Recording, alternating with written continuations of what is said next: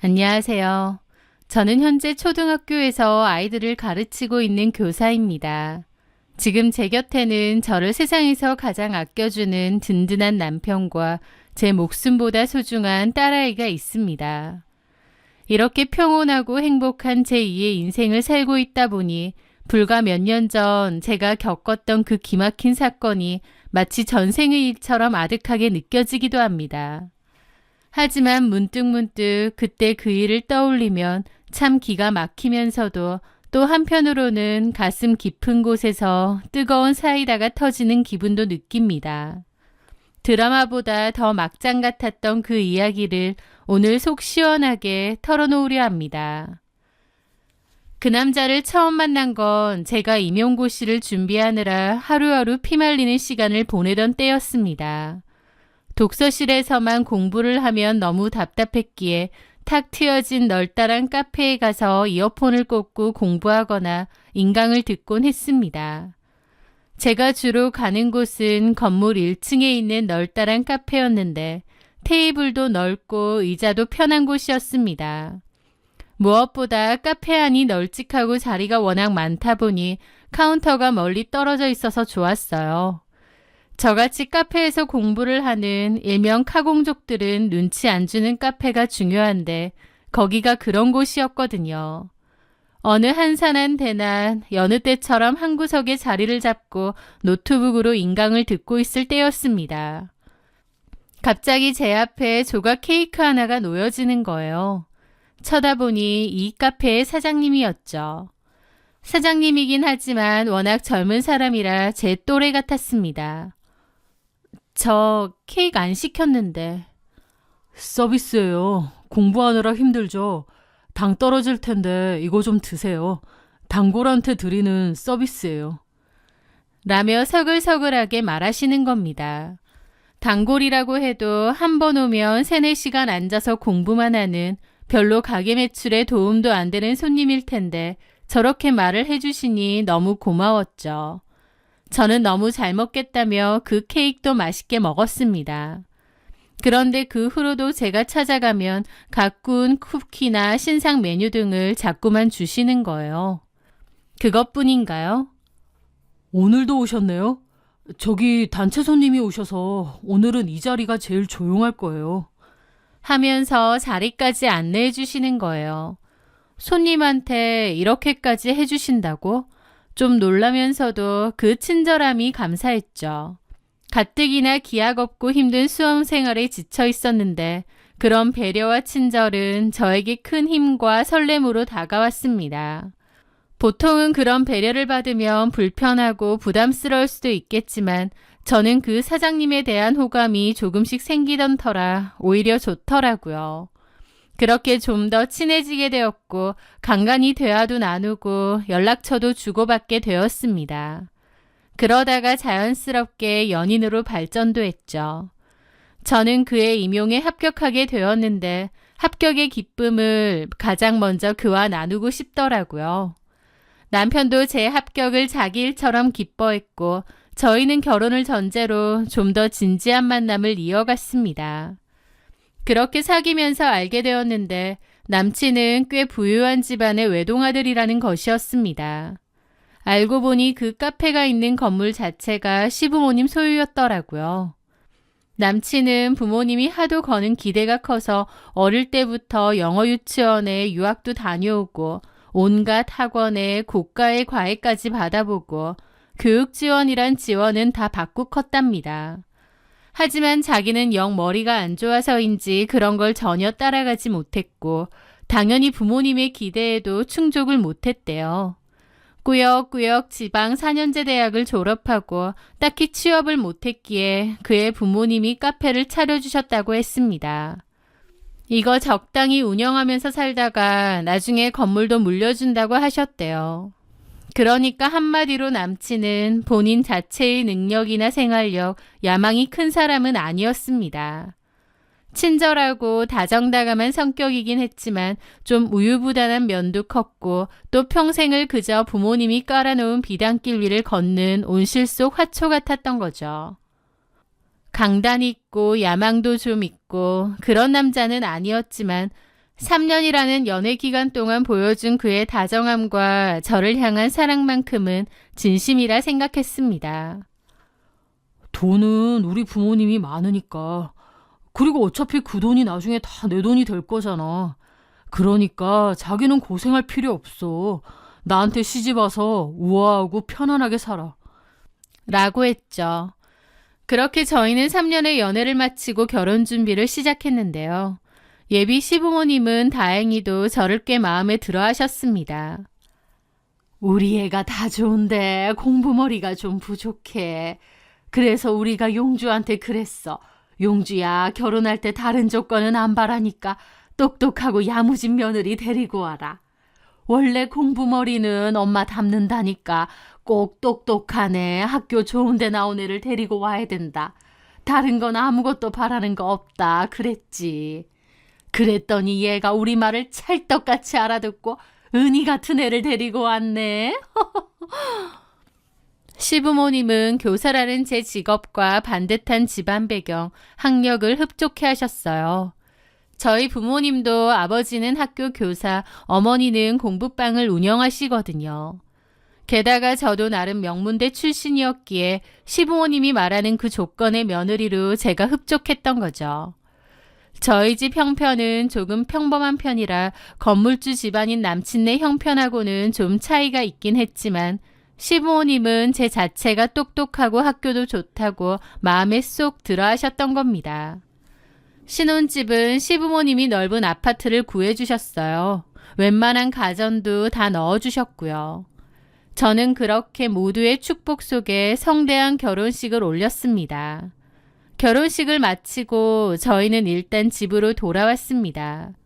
신혼여행은 다음날 오후 비행기였기 때문에 결혼식 마치고 집으로 돌아와 푹 쉬고 다음날 공항에 가기로 했거든요.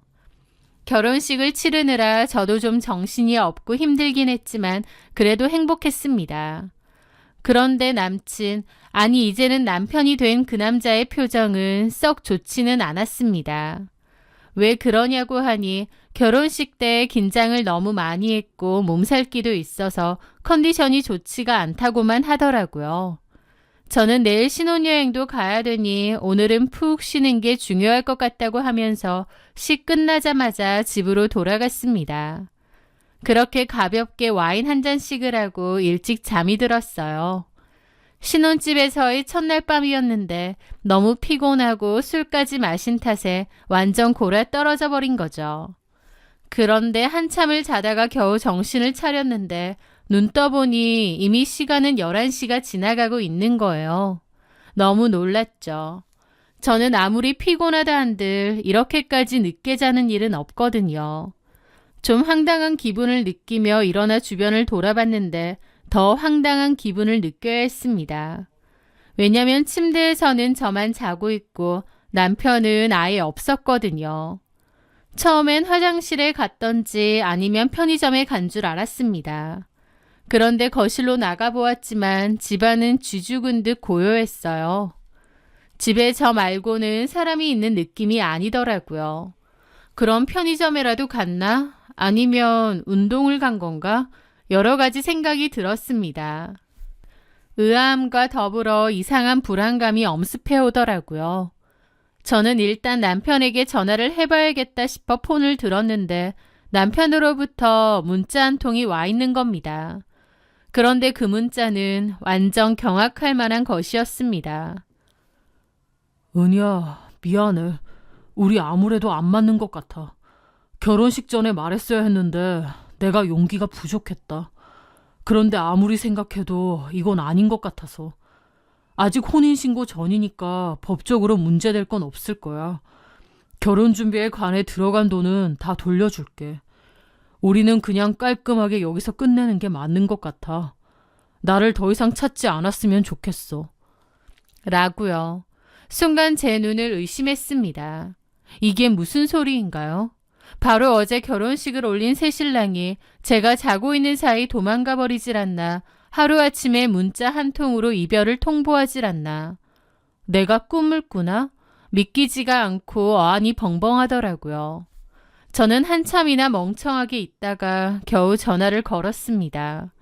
하지만 전화를 받지 않았습니다. 그제야 정신을 차리고 집안을 둘러보니 남편의 옷가지와 짐은 거짓말처럼 싹 사라져 있었습니다. 작정하고 밤사이에 짐까지 다 들고 나간 거예요. 이럴 수가 있나? 이게 말이 되나? 너무 기가 막히더라고요. 나중에서야 휴지통에서 발견했는데 약봉투가 있는 거예요.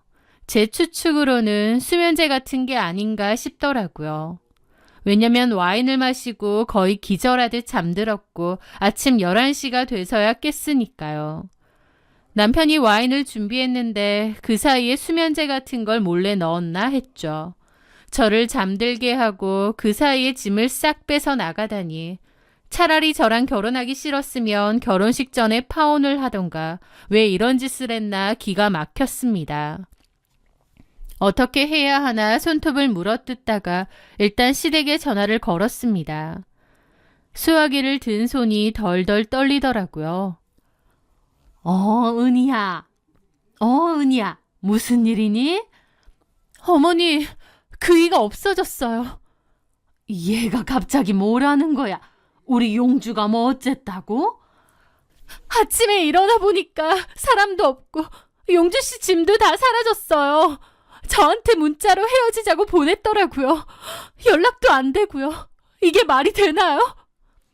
제 울음 섞인 목소리에 시어머니는 깜짝 놀란 듯한 목소리로 대답하셨습니다. 아니 얘 진정하고 천천히 말해봐. 짐이 없다고? 용주가 갑자기 사라졌다고? 어머님은 금시초문인 것처럼 당황해 하시더라고요. 그러더니 어쩔 줄 몰라 하는 저를 일단 달래셨습니다. 당최 이게 무슨 일인지 일단 진정하고 내가 지금 바로 용주랑 용주네 친구들한테 연락 돌려볼게. 일단 걱정 말고 기다려봐라. 그렇게 전화는 끊겼습니다. 저는 남편에게서 온 문자를 읽고 또 읽었어요. 나중에는 남편이 보낸 문자가 아닌가라는 생각이 들더라고요. 왜 범죄 사건 사고를 다루는 프로그램에 보면 갑자기 사람이 사라지고 그 사람인 척 범죄자들이 문자 보내는 일도 있잖아요. 혹시 이것도 그런 건가? 남편도 범죄 같은 거에 연루가 되었나? 그렇게 생각하니 심장이 덜컥 내려앉고 경찰에라도 신고해야 되는 거 아닌가 싶더라고요. 제 생각보다 더 심각한 일일 수도 있으니까요. 하지만 일단 어머님이 알아보신다고 했으니 기다려야 했습니다.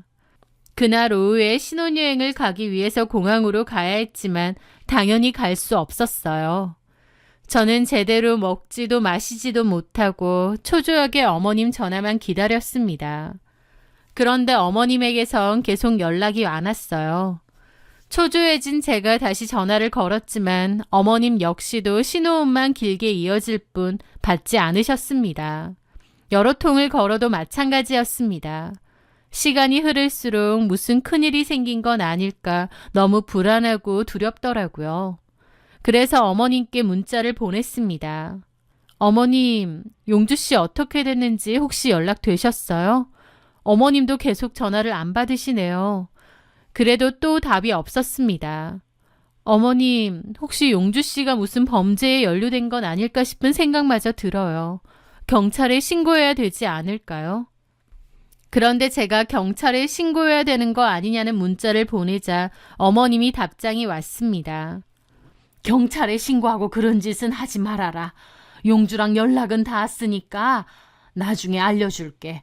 그냥 기다리고 있어. 밤 9시가 다 돼서야 드디어 어머니에게서 전화가 왔습니다. 저는 울먹이며 소리쳤습니다. 어머니, 왜 이렇게 연락이 안 되세요? 용주 씨랑 연락은 하셨어요? 무슨 일이래요? 하지만 수억이 넘어 들려오던 목소리는 아침에 걱정해서 펄쩍 뛰던 그 목소리가 아니었습니다. 그래, 용주 연락됐다. 어디래요? 왜 전화를 안 받는데요? 갑자기 이게 다 뭔 일이래요? 어머님은 제 말에 짜증을 좀 부리시더라고요. 아우, 얘 진정 좀 해. 왜 이렇게 닥달을 해대니? 정신 사납게. 제가 얼마나 초조하고 힘들었는데 저렇게 말을 하시는 거예요. 어머니, 제가 여태까지 얼마나 초조하게 기다렸는데. 그래, 알겠는데. 너한테 보낸 문자 그대로라더라. 너랑 살기 싫대. 그래서 집 나간 거래. 미리 말했어야 했는데 우리 용주가 워낙 남한테 싫은 소리 못하는 성격이다 보니 말을 못했댄다. 너랑 있으면 숨이 막히고 너무 힘들대. 결혼 준비하면서 깨달았는데 미처 말을 못했고 이건 아니다 싶었는데 오밤중에 뛰쳐나갔대. 지는 오죽 힘들었겠니. 그리고 뭐 지가 싫다는데 우리가 뭐 어쩌겠니. 부모가 억지로 목줄 채워서 살라고 할 수도 없는 거고. 저는 어머님 말씀에 제 귀를 의심했습니다. 어머니, 지금 그게 무슨 말씀이세요? 저희 어제 결혼식 올렸어요. 어제까지만 해도 행복하게 잘 살자고 웃던 사람인데 하루 만에 싫다고 집을 나갔다고요? 아유, 나도 모르겠다. 내 속으로 나왔다고 자식 마음을 내가 어떻게 다 아니. 걔 마음이 그런 걸 나더러 어쩌라는 거야. 나도 정신이 없다. 아니 그러게 네가 용주 마음 도망 안 가게 좀 잡아놓지 그랬어. 어머니, 지금 농담하실 때가 아니잖아요. 제 전화 받으라고 해주세요. 당사자인 저랑 통화해야 될 거 아니에요. 아우 난 몰라. 너랑 말 섞기 싫다고 전할린데 나더러 뭘 어쩌라는 거야. 그리고 나랑도 통화만 됐지 어디 있는지 뭘 어쩔 건지도 아무것도 몰라. 용주가 마음 정리되면 너한테 전화한다고 했으니까 일단 기다리던지 알아서 해. 나한테 닥달한다고 될 것도 아니야. 그러더니 갑자기 전화가 끊어져 버렸습니다. 이런 기막힌 일이 있을 수 있나요? 어제 결혼했는데 밤사이에 남편 놈은 도망갔지, 전화는 안 받지. 게다가 시어머니라는 작자는 나 몰라라. 진짜 너무 어이가 없어서 한참이나 멍하니 끊긴 폰을 들고 있었습니다. 남편에게 다시 전화를 했지만 제 번호를 차단까지 한 모양이더라고요. 그렇게 하룻밤을 꼴딱 샜습니다. 그리고 다음날 남편의 카페에 달려갔는데 카페도 매니저가 운영을 도맡아 하고 있고 남편은 출근도 안 한대요. 진짜 작정하고 잠적을 한 거죠. 도저히 이해가 안 되더라고요. 저랑 못 살겠으면 결혼 하루 전이라도 파혼하던가 아니면 결혼하고 나서라도 얘기를 하던가요. 이렇게 하룻밤 사이에 증발하는 것 마냥 도망가고 숨어버리는 게 어디 있나요? 이렇게까지 극단적이고 지독할 정도로 비겁한 회피를 하는 사람은 처음 봤습니다. 결국 저는 친정부모님께 이 사실을 다 알렸어요. 신혼여행 가는 줄 알았던 제가 집에 있다고 하면서 이 사실을 다 알리니 친정부모님도 기함하셨죠. 그렇게 친정부모님은 주변에 물어물어 믿을 만한 탐정사무실 연락처를 알게 되었고 갑자기 사라진 남편의 뒤를 캐게 되었습니다. 그러다가 알게 되었어요. 남편이 어떤 여자 집에서 지낸다는 것을요. 남편이 현재 지내고 있다는 그 여자 집의 주소를 알게 되었고 그 집으로 쳐들어가기로 했습니다. 분노와 배신감으로 눈에 뵈는 게 없는 심정이었어요. 부모님이 같이 가자고 하셨지만 저는 그냥 혼자 갔습니다. 그렇게 그 집을 갔고 초인종을 눌렀어요. 누구세요? 라는 남자 목소리가 들렸는데 딱 들어도 남편 목소리더군요. 그때부터 제 심장은 미친 듯이 뛰었죠. 제가 또 문을 두드리자 남편은 누구시냐니까요 하면서 문을 확 열더라고요. 그리고 저를 보고 놀랐죠. 저는 남편을 밀치고 안으로 들어갔습니다. 네가 여길 어떻게 알고? 헤어지자는 말도 못해서 야반도주하고 도망치더니 여기 와서 살고 있네. 야 이용주, 너 어떻게 이럴 수가 있니? 남편은 아무 말도 못하더라고요. 그냥 헤어지자고 하지. 솔직하게 말하고 나랑 제대로 끝내던지. 도대체 이게 뭐 하자는 거야? 사람 바보 만들어? 나 다 알고 왔어. 너 바람난 거잖아. 이 집에 살고 있는 여자랑 바람나서 그렇게 도망친 거잖아. 남편은 답답할 정도로 아무 말도 안 하더라고요. 그 모습이 얼마나 비겁하고 등신 같은지. 뭐라도 얘기를 해. 왜 이따위 짓을 벌였는지.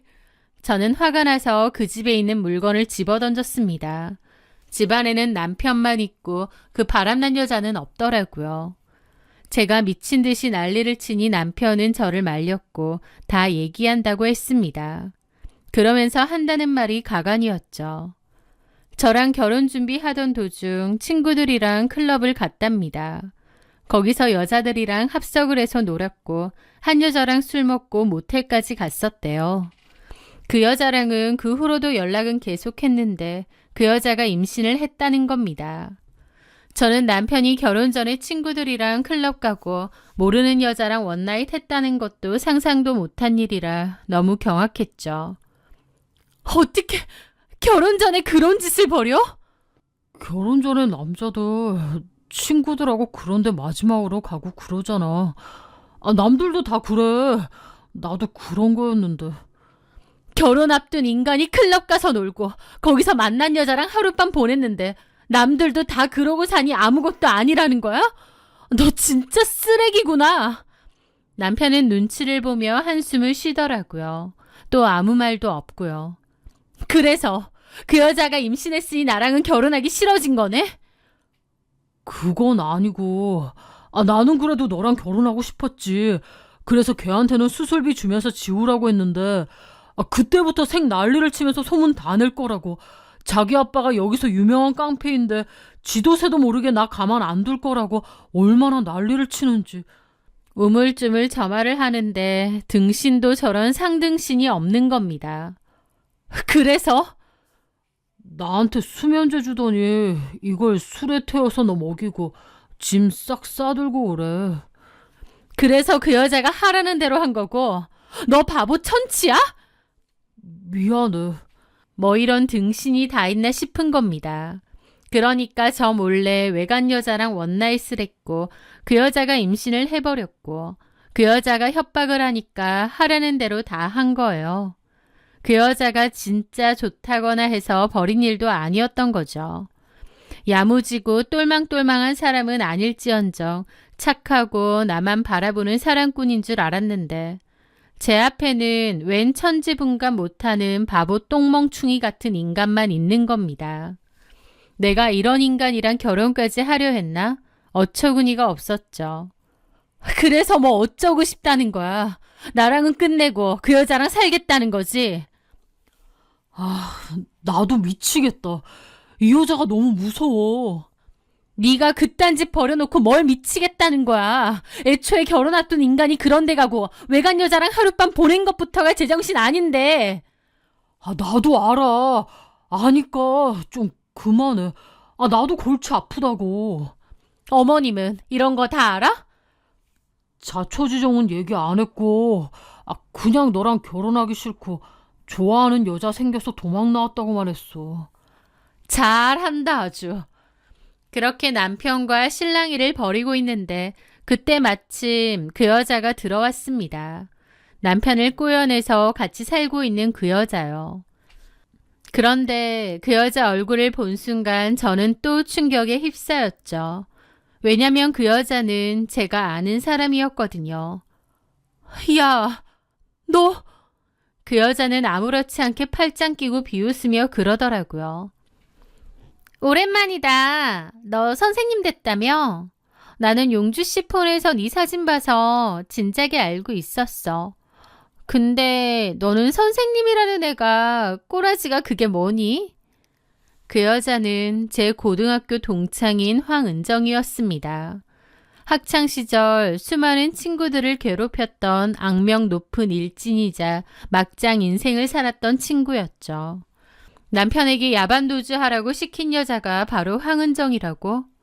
아무리 세상이 좁다지만 어떻게 이런 일이 있나 기가 막혔습니다. 제가 기억하는 황은정은 당시 학교폭력 사건을 심하게 저질러 퇴학 위기까지 갔었습니다.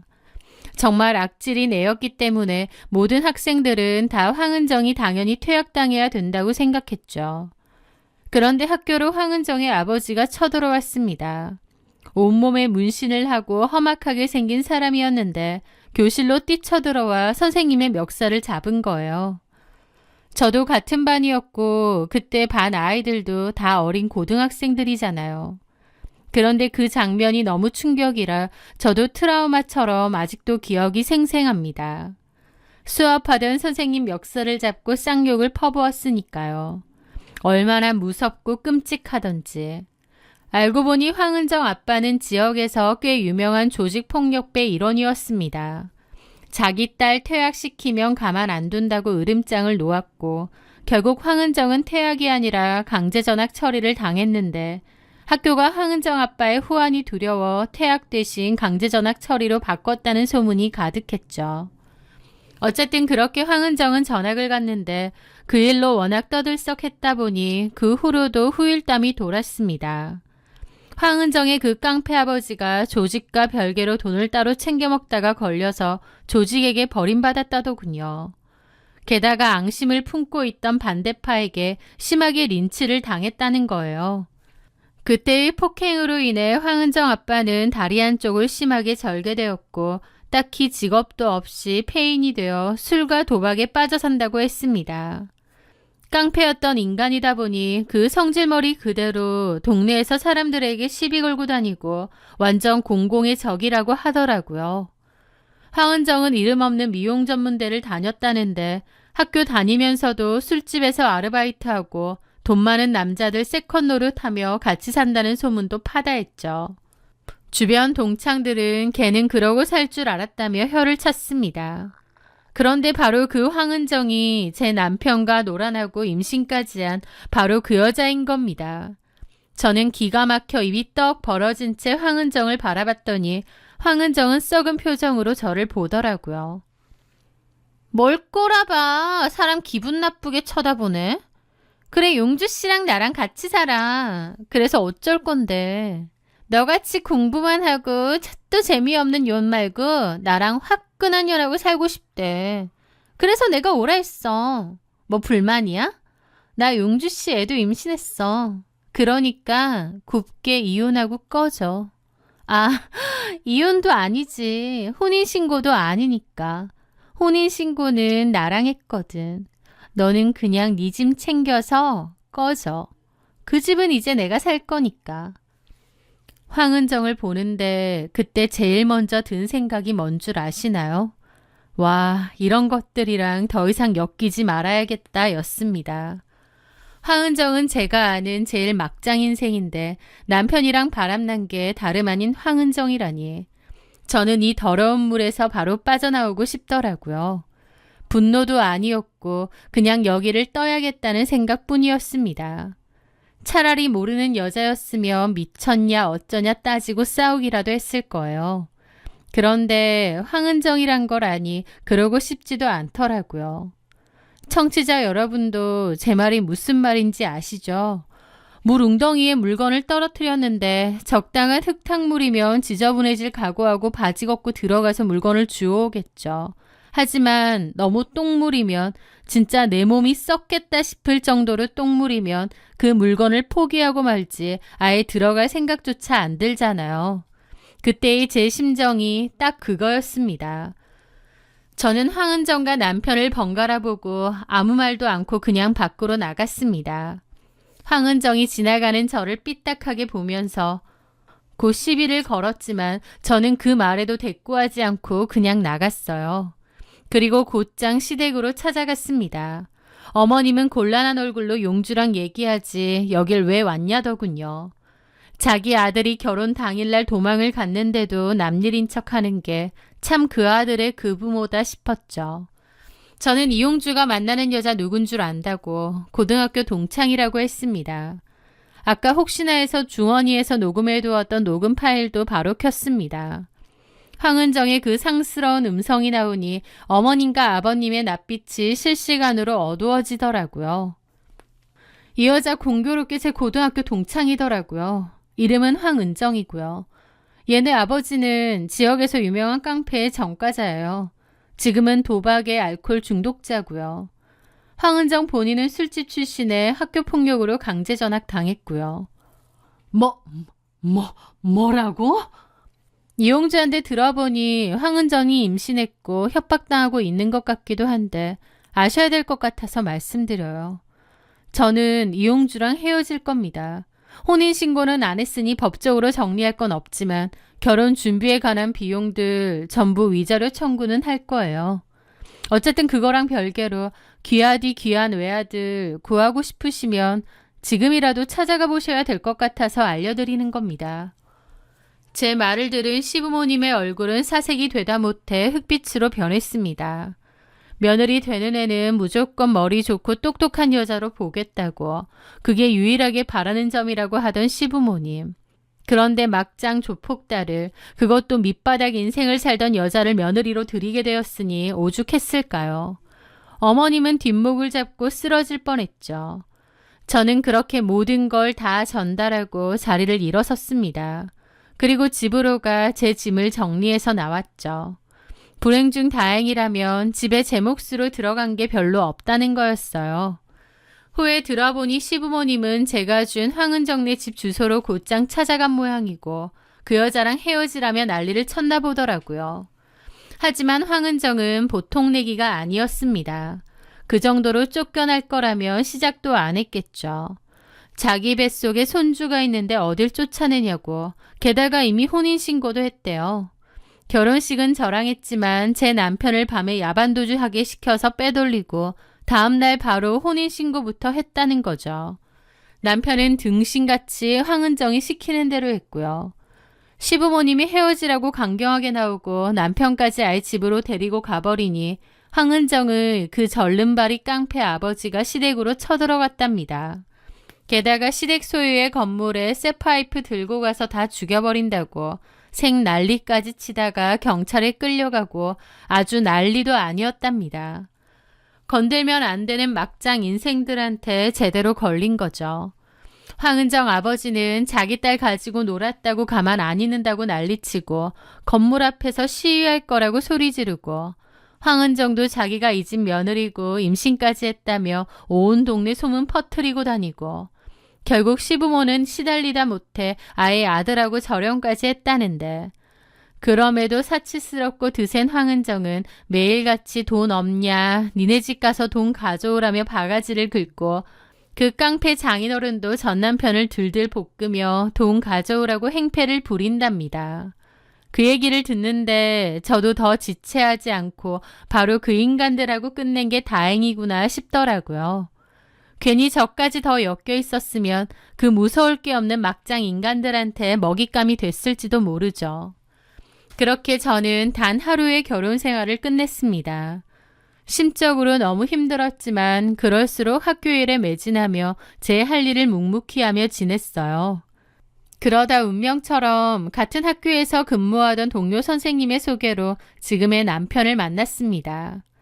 그는 전 남편처럼 시댁이 재력가는 아니지만 누구보다 성실하고 따뜻하며 무엇보다 저를 깊이 존중해주는 사람이었습니다. 재혼 후 맞이한 시댁 어르신들도 저를 친딸처럼 아껴주세요. 그렇게 첫 번째 결혼식 이후 못 해봤던 행복한 결혼 생활을 지금에서야 비로소 하고 있습니다. 얼마 전에는 우리 부부를 꼭 닮은 토끼 같은 딸아이까지 품에 안게 되었고요. 저는 지금 돈으로 살 수 없는 진짜 행복이 무엇인지 매일매일 깨닫고 있습니다. 결혼식 다음날 도망친 전 남편. 어떻게 내 인생에 이런 일이 다 생기나 기가 막혔지만 결국 그 일은 제 인생의 가장 큰 액땜이 아니었나 싶습니다. 바보 등신 같고 멍청한 남편놈과 그 끔찍한 여자와 얽혔다면 제 인생까지 망가졌을지도 몰라요. 오죽하면 외아들을 그렇게 싸고 도는 시부모님마저 질겁하고 손절을 하겠나요. 아직도 그 여자와 그 깡패 아버지에게 시달린다는 남편놈에게 조금의 연민도 있지만 결국 그조차도 본인이 불러온 화가 아니겠나요. 그러니 본인이 다 감당해야죠. 본인 인생이고 언제나 회피한다고 그만인 게 아니니까요. 저는 그 사람들하고의 인연을 완전히 끝냈으니 제 인생에 집중하며 잘 살려고 합니다. 저의 긴 이야기를 들어주셔서 감사합니다.